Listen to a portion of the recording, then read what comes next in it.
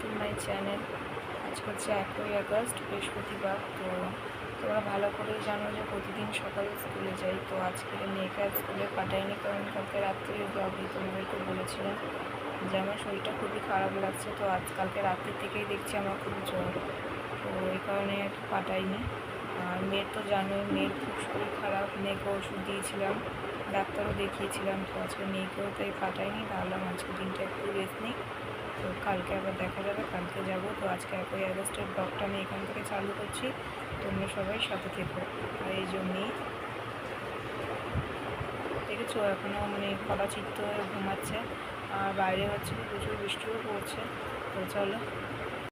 জ্বর হলে কি হবে বলো, ঘরের রান্না বান্না তো নিজেকেই করতে হবে, ওপর দিয়ে মেয়েটা আছে, মেয়েরও শরীর খারাপ, তাই ওর খাবারটাও তৈরি করে নিলাম। আর এদিকে ওর খাওয়ার আগে একটা ওষুধ ছিল, তো সেইটাকেও খাইয়ে দিলাম, দিয়ে সমস্ত রান্না টান্না যা ছিল কেটে কুটে জোগাড় করে রান্না টান্না করে, এমনকি ওর টিফিনের জোগাড়ও করে, হ্যাঁ, ওকে খাইয়েও দিয়েছিলাম। এদিকে বাসন মেজে গ্যাস ট্যাস পুছে সমস্ত রেডি করে নিয়েছিলাম। তারপরে খাওয়ার পরেও ওর একটা ওষুধ ছিল, সেটাকেও আমি খাইয়ে দিয়েছিলাম।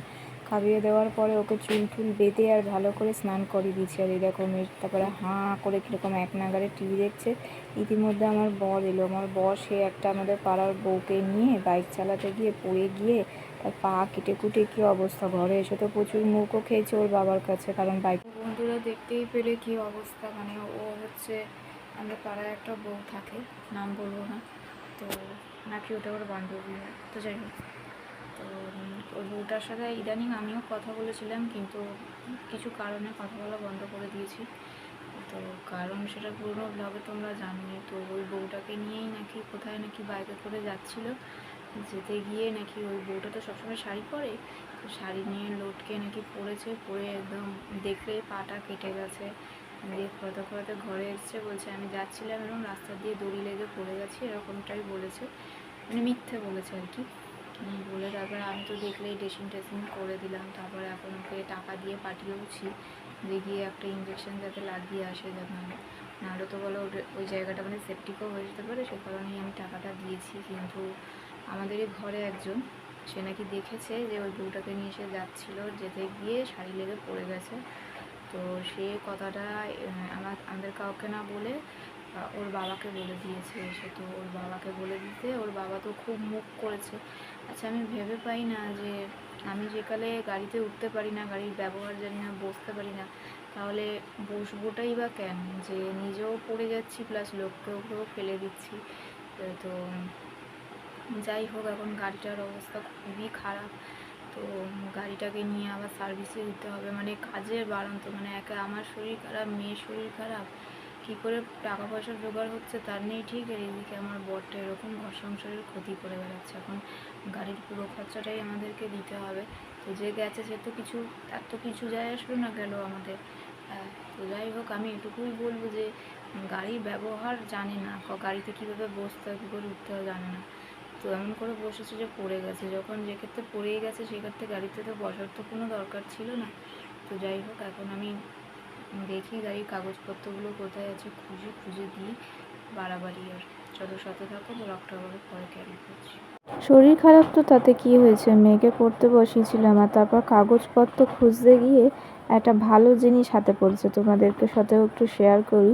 আমার ঘরে যেহেতু কোনো অ্যালবাম নেই, তাই ফটোগুলোকে আমি এইভাবেই রেখেছি। এগুলো আমার অনেক পুরনো ফটো, আর আমার মেয়ের ছোটোবেলাকার ফটোগুলো দেখো, যে আমি এরকম দেখতে ছিলাম। আর এগুলো হচ্ছে আমার মেয়ের একদম ছোট্ট বয়সের, 2-3 মাস 4 মাস এরকম এতে ফটো তোলা হয়েছে, জানো তো। তখন আমি না ফোনও ইউজ করতাম না, তাই যেগুলো ফটোগুলো তোলা হয়েছে সেগুলো আমার ননদের ফোন থেকে তোলা রয়েছে। তো এই ফটোগুলোকে না আমি বার করিয়ে রেখেছিলাম। তো এটা হচ্ছে ওর 1 বছরের জন্মদিনের সময় তখন তোলানো হয়েছে। আর আমি আগে ঠিক এরকমটাই দেখতেছিলাম, দেখছো কীরকম। আর এটা আমার মেয়ে যখন 3 দিন ছিল তখনকার ফটো।